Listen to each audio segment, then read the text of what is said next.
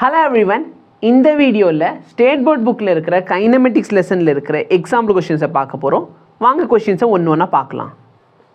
Example 24. Consider 2 masses of 10 gram and 1 kilogram with same speed.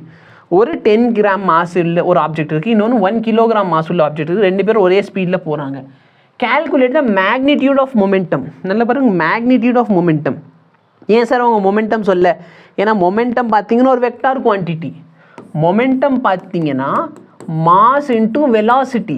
ஆனால் கொஸ்டினில் அவங்க என்ன கொடுத்து வச்சுருக்காங்க? வெலாசிட்டி கொடுக்கல, அவங்க ஸ்பீடு கொடுத்துருக்காங்க. அப்போது வெலாசிட்டியோட மேக்னிடியூட் தான் ஸ்பீடு.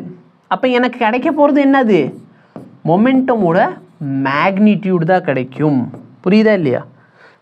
டைரக்ஷன் கிடைக்காது. ஏன் டைரக்ஷன் கிடைக்காதுன்னு புரிஞ்சிருச்சா? ஓகே. இப்போ ஃபஸ்ட்டு ஒனில் என்ன சார் கிடைக்க போகுது? மாஸ் எவ்வளோ? 10 கிராம். கிலோகிராமுக்கு மாற்று 10⁻³ கிராமே கிலோகிராமுக்கு மாற்றிருக்கேன். வெலாசிட்டின்னா 10. ஸோ ஆன்சர் என்ன வருது? 0.1.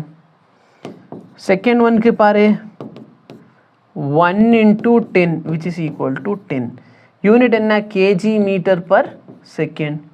kg/s. ஏன் டைரக்ஷன் இல்லை?